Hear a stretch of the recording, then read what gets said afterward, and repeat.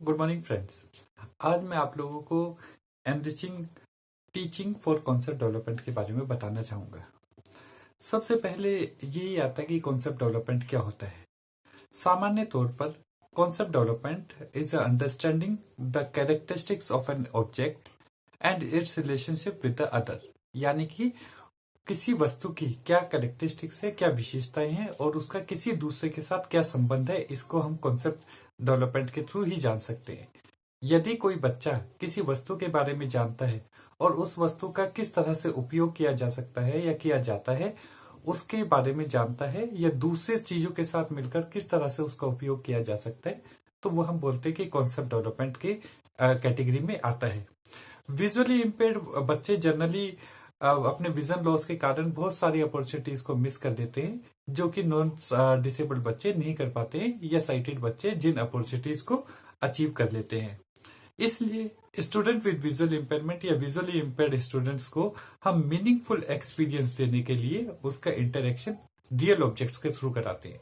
ये real objects के through जो भी इंटरेक्शन कराते हैं वो इंटरेक्शन हम जो रिमेनिंग सेंसेस है विजुअली इम्पेयर्ड बच्चे की, उन सेंसेस के थ्रू कराते हैं, जिसमें टच, स्मेल, हेयर और vision. In case of low vision बच्चा होता है तो उसमें विजन का भी उपयोग करके बच्चों के कॉन्सेप्ट डेवलपमेंट को यानी प्रत्यय निर्माण को कराते हैं या उनका प्रत्यय निर्माण करते हैं।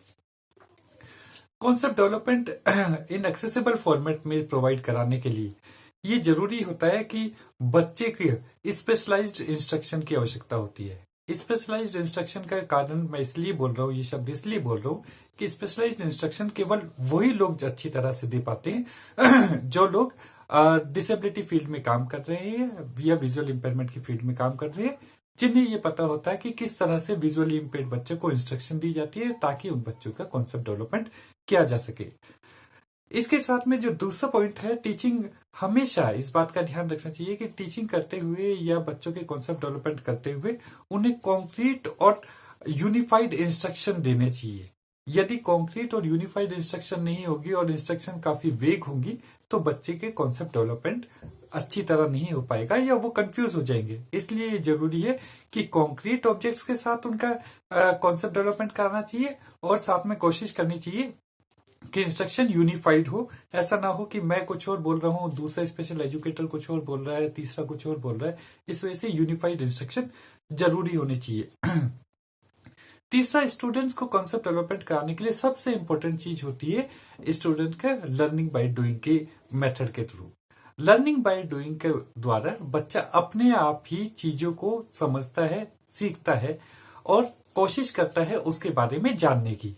ये लर्निंग बाय डूइंग के अंदर बच्चों को एनकरेज किया जाता है ताकि बच्चा उस कॉन्सेप्ट के बारे में अपने आप समझने की कोशिश करे और उस चीज के बारे में उसकी कैरेक्टरिस्टिक्स को आइडेंटिफाई करे। जैसे अगर किसी ऑब्जेक्ट के बारे में हम लोगों को विजुअली इम्पेयर्ड बच्चों को बताना है, उस ऑब्जेक्ट को बच्चा अपने आप एक्सप्लोर करे और अपने आप उसकी कैरेक्टरिस्टिक्स को आइडेंटिफाई करे, जिसे बाद में स्पेशल एजुकेटर या टीचर उसे स्पेशली बता देता है। कॉन्सेप्ट डेवलपमेंट के लिए जरूरी है कि बच्चे को एक्सटेंसिव और रिपीटेड एक्सपीरियंस देना चाहिए रियल ऑब्जेक्ट्स के द्वारा। ऐसा नहीं है कि सिर्फ केवल बच्चों को एक बार हमने बताया और उसके बाद हमने उसे दोबारा एक्सपीरियंस नहीं दिया। यदि हम उसे रिपीटेटिव एक्सपीरियंस देते रहेंगे, एक्सटेंसिव एक्सपीरियंस हम उसे देते रहेंगे, तो बच्चे को का कॉन्सेप्ट डेवलपमेंट ज्यादा अच्छी तरह से हो पाएगा एज कम्पेयर टू यदि हम एक ही बार बच्चे को किसी वस्तु के बारे में या किसी चीज के बारे में एक्सपीरियंस प्रोवाइड कराएं। कोशिश करनी चाहिए कि जब भी बच्चा किसी कॉन्सेप्ट को अचीव करना या किसी कॉन्सेप्ट को लेना चाहे तो उसे कि मल्टी सेंसेस का उपयोग किया जाना चाहिए। मल्टी सेंसेस का मतलब है कि केवल हम ये नहीं कहेंगे कि भी मैंने बच्चे को कॉन्सेप्ट दे दिया टच करके, मैंने बच्चे को कॉन्सेप्ट दे दिया केवल हियरिंग के द्वारा, मैंने बच्चे को कॉन्सेप्ट दे दिया सिर्फ स्मेल के द्वारा, नहीं, बल्कि बच्चे के एक सेंस से ज्यादा सेंसेस का उपयोग करके बच्चों को उसका कॉन्सेप्ट दिया जाना चाहिए ताकि बच्चा अपनी मल्टी सेंसेस का उपयोग करके वस्तु का या किसी चीज के कॉन्सेप्ट को अच्छी तरह समझ सके। कॉन्सेप्ट देते समय इस बात का भी ध्यान रखना चाहिए कि हम लोग कॉन्सेप्ट को नेचुरल सेटिंग में दें। नेचुरल सेटिंग में ये ऐसा नहीं है कि केवल विजुअली इम्पेयर्ड के लिए, हर किसी के लिए है, साइटेड के लिए, नॉन डिसेबल्ड के लिए भी है कि यदि आप किसी कॉन्सेप्ट को नेचुरल सेटिंग में देंगे तो बच्चा उसका कॉन्सेप्ट ज्यादा अच्छी तरह से सीख पाएगा या समझ पाएगा एज कम्पेयर टू अगर हम स्ट्रक्चर्ड क्लासरूम के अंदर उसके जो कॉन्सेप्ट डेवलपमेंट कराने की कोशिश करेंगे। जैसे पेड़ के बारे में, एनवायरनमेंट के बारे में, हम अगर उन्हें एनवायरनमेंट पे लेकर जाए, वहां पेड़ का कॉन्सेप्ट देना है, हम इंस्टेड ऑफ की भी उसे पेड़ की पिक्चर दिखाए या उसका कोई टीचिंग लर्निंग एड दिखाए, उसके बदले अगर हम पेड़ के पास ही लेकर चले जाए तो उसका कॉन्सेप्ट बच्चे को ज्यादा अच्छी तरह से आ जाएगा। ये कोशिश करनी चाहिए कि जब हम किसी चीज का कॉन्सेप्ट बच्चे को देते हैं तो बच्चे को वो कॉन्सेप्ट देते समय हमारे जो सेंटेंस है वो बड़े शॉर्ट और सिंपल होने चाहिए। डिफिकल्ट लैंग्वेज ना हो, लंबे सेंटेंसेस ना हो, इतनी बड़ी डिस्क्रिप्शन ना हो कि बच्चा उस चीजों को समझ ही ना पाए। बच्चे के पास ऑब्जेक्ट है, वो अपनी मल्टी सेंसेस का उपयोग कर रहा है, मगर इंस्ट्रक्शन या उसके बारे में जो डिस्क्रिप्शन है वो इतनी डिटेल में, इतने बड़े बड़े सेंटेंसेस में दे रखे, तो उस वजह से कॉन्सेप्ट डेवलपमेंट की समस्या आ सकती है। हमेशा जब कॉन्सेप्ट डेवलपमेंट कराएंगे तो एक सीक्वेंशियल एक्टिविटीज हम लोगों को डेवलप करनी चाहिए। सीक्वेंशियल एक्टिविटीज का मतलब है कि हम एक एक्टिविटी को करा रहे हैं, उस एक्टिविटी के बाद कौन सी दूसरी एक्टिविटी होगी, वो किस तरह से होगा। अगर मान लीजिए मैं किसी बच्चे को किसी एनिमल का के कॉन्सेप्ट डेवलप करा रहा हूं, तो ये जरूरी है कि सीक्वेंशियल में मैं पहले उसका सर दिखाऊं या उसका ऊपर का हिस्सा दिखाऊं या पैर दिखाऊं या पूंछ दिखाऊं, जो भी दिखाऊं मैं एक सीक्वेंस में लेके जाऊं। उसका पहले मुंह दिखाऊंगा, उसका मुंह दिखाने के बाद उसके जो सींग है तो सींग दिखाऊंगा, गर्दन दिखाऊंगा, गर्दन के बाद उसके पेट से होते हुए उसके पैरों को तक लेके जाऊंगा, फिर पैरों से होता हुआ उसकी पूंछ दिखाऊंगा। तो ये सारे के सारे एक सीक्वेंशियल है कि आपको जब भी कोई एक्टिविटी कराते हैं तो वो एक्टिविटी सीक्वेंशियल होनी चाहिए। अनसीक्वेंस्ड एक्टिविटी होगी या वो कंटिन्यूशन में नहीं होगी तो बच्चे के कॉन्सेप्ट डेवलपमेंट में समस्याएं आती हैं।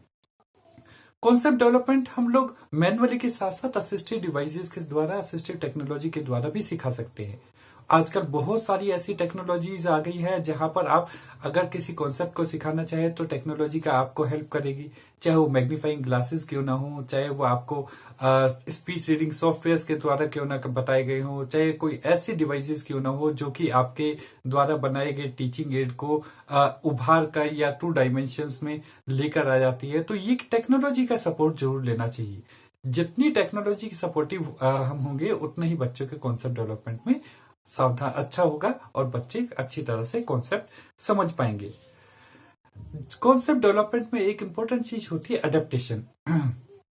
हम लोगों को जब भी कॉन्सेप्ट डेवलपमेंट कराना होता है बच्चों का तो उसमें अडेप्टेशन जरूर चाहिए। अब अडेप्टेशन 2 तरह की हो सकती है, या तो आप डिवाइसेस में अडेप्टेशन कर ले या टीचिंग लर्निंग मटेरियल में अडेप्टेशन कर ले। अगर आपको डिवाइसेस में अडेप्टेशन करना है तो जैसे कि मैं आपको बताता हूँ कि एजुकेशनल किट के अंदर अडेप्टेशन करते हैं। मैथमेटिकल डिवाइसेस को, मैथमेटिक्स कॉन्सेप्ट को सिखाने के लिए हम अडेप्टेशन करते हैं कि उसमें टेलर फ्रेम, अबेकस से रिलेटेड है, ज्योमेट्री किट है, ये सब अडेप्टेशन के एग्जाम्पल्स है।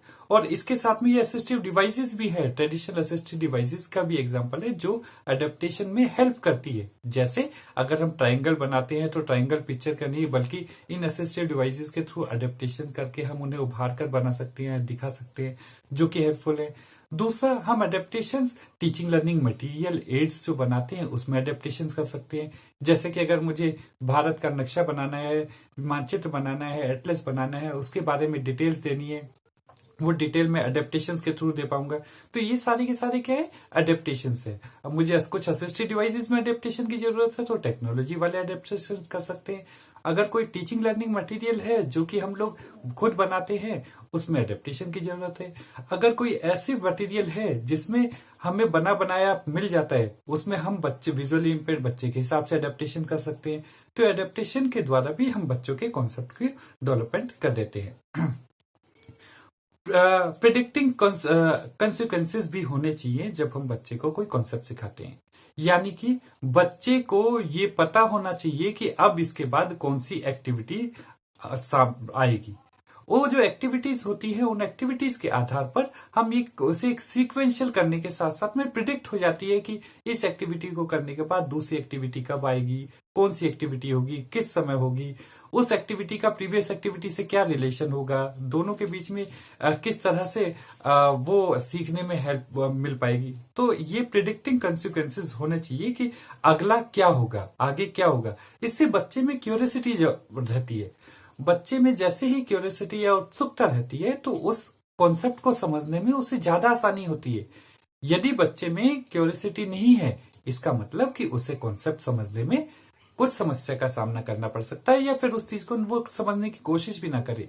तो अगर उसे पता हुआ कि नेक्स्ट एक्टिविटी क्या है, तो वो क्यूरियोसिटीज जो है वो बच्चे को के कॉन्सेप्ट को डेवलप करने के लिए बहुत महत्वपूर्ण भूमिका निभाती है। कॉन्सेप्ट डेवलपमेंट में क्लासरूम अरेंजमेंट, सिटिंग अरेंजमेंट ये बहुत जरूरी होता है। हम लोग जब भी क्लास के अंदर जाते हैं, किस बच्चे को कहां पर बैठाना है, उनकी नीड्स को किस तरह से पूरा किया जा सकता है, इन सब चीजों को ध्यान में रखा जाता है। इसलिए इस बात का ध्यान रखा जाना चाहिए कि sitting arrangement, classroom management, light की व्यवस्था, बच्चे की सिटिंग प्रॉपर हो, इन सब चीजों में भी कॉन्सेप्ट डेवलपमेंट का बड़ा प्रभाव पड़ता है। यदि कोई विजुअली इम्पेयर्ड बच्चा क्लासरूम में सबसे लास्ट बेंच पर होगा, या लाइट्स की अरेंजमेंट नहीं होगा, या टीचर की उस तक रीच नहीं हो पाएगी, इसका मतलब है कि उस बच्चे को वो कॉन्सेप्ट समझ में नहीं आ पाएगा जो कि एक नॉन डिसेबल्ड बच्चों को इंक्लूसिव एजुकेशन या इंक्लूसिव क्लासरूम के अंदर आता है। तो ये जरूरी है कि आपको बच्चे के सिटिंग अरेंजमेंट प्रॉपरली होना चाहिए, जो कॉन्सेप्ट डेवलपमेंट में इंपॉर्टेंट होता है। कुछ चीजें ऐसी होती हैं जब कॉन्सेप्ट डेवलपमेंट कराते हुए कि खास तौर से इंक्लूसिव क्लासरूम के अंदर जब टीचर चौक बोर्ड का, ब्लैक बोर्ड का, इस तरह के ओवरहेड बोर्ड का उपयोग करता है, तो कॉन्सेप्ट डेवलपमेंट तब तक संभव नहीं है जब तक कि आप उस overhead board, black board, white board, जो भी बोर्ड टीचर उपयोग कर रहा है, उस पर लिखी गई इंफॉर्मेशन बच्चे तक नहीं पहुंच पाती है।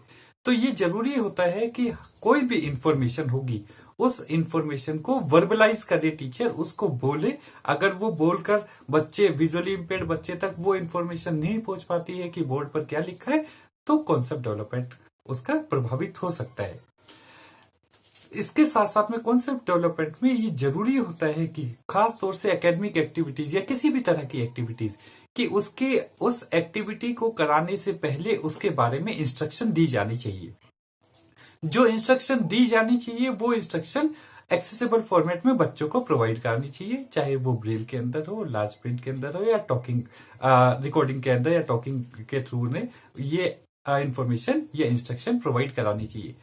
क्योंकि अगर कोई एक्टिविटी करते हैं, उस एक्टिविटी को करने के साथ साथ में अगर बच्चे को पहले से ही पता होगा कौन सी एक्टिविटी है, किस तरह से की जानी है, एक मेंटल मैप बन जाता है, एक माइंड में प्लानिंग हो जाती है, तो वो बच्चे के कॉन्सेप्ट डेवलपमेंट करने में काफी सपोर्ट रहता है। कॉन्सेप्ट डेवलपमेंट कराते वक्त इस बात का ध्यान रखना चाहिए कि यदि हम कोई अडेप्टेड टीचिंग मटेरियल उन्हें दे रहे हैं, तो उस टीचिंग मटेरियल में इतने ज्यादा कॉन्सेप्ट्स ना हो कि बच्चा कंफ्यूज हो जाए। कोशिश करना चाहिए कि जो टीचिंग मटेरियल है या अडेप्टेड टीचिंग मटेरियल है, उसमें एक या दो कॉन्सेप्ट के बारे में बच्चे को बताया जाए, ताकि बच्चा कंफ्यूज ना हो, ताकि बच्चे के कॉन्सेप्ट डेवलपमेंट अच्छी तरह से हो सके। कॉन्सेप्ट डेवलपमेंट में 3 बड़े इंपॉर्टेंट चीजें होती है स्पेशल स्कूल के अंदर, खास तौर से number 1 teacher, number 2 student, number 3 family. तो इन तीनों के बीच में कम्युनिकेशन बना होना चाहिए, क्योंकि टीचर ने अगर कोई कॉन्सेप्ट बता दिया, वो टीचर स्कूल में बताने के बाद वही कॉन्सेप्ट बच्चा घर पर जाकर अपने पेरेंट्स के साथ सीखेगा, तो कॉन्सेप्ट डेवलपमेंट काफी सपोर्टिव होगा। यदि यही कॉन्सेप्ट जो कम्युनिकेशन है वो इंक्लूसिव स्कूल में जाकर 4 वे हो जाता है, उसमें teacher, special educator, family members और स्टूडेंट, चारों का इन्वॉल्वमेंट होता है, जो कि बच्चे के कॉन्सेप्ट को डेवलप करने में काफी अहम भूमिका निभाता है। इसलिए ये माना जाता है कि 3 वे और 4 वे कम्युनिकेशन जरूरी है कॉन्सेप्ट डेवलपमेंट के अंदर। कॉन्सेप्ट डेवलपमेंट के में हम एक और चीज बताने जरूर चाहेंगे कि जो भी ऑब्जेक्ट, जो भी चीजें आप उन बच्चे को देंगे, उन बच्चों को इतना टाइम दे कि वो आसानी से उसको एक्सप्लोर कर ले और एक्सप्लोर करने के साथ साथ में हम लोग उन्हें एक्सप्लेन करें, उसका एक्सप्लेनेशन दे कि जो चीजें वो बच्चा देख रहा है वो चीजें किस तरह की है, कैसे उसका मतलब क्या है, उसकी डिटेल के बारे में उसके एक्सप्लेनेशन हम लोग बताएं। तो कोई भी ऑब्जेक्ट जो हम बच्चों को देते हैं कॉन्सेप्ट डेवलपमेंट करने के लिए, हम बच्चों का कॉन्सेप्ट डेवलपमेंट करते हैं, तो जरूरी है कि उन्हें उस चीज का एक्सप्लोर करने में काफी टाइम दे और साथ में उसके एक्सप्लेनेशन के बारे में हम लोग डिटेल में बताएं।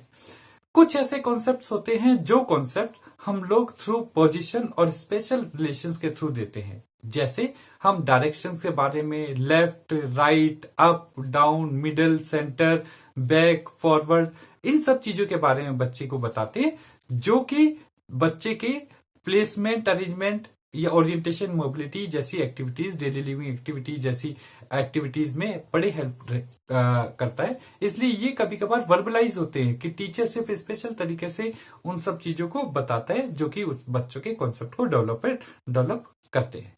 Thank you very much.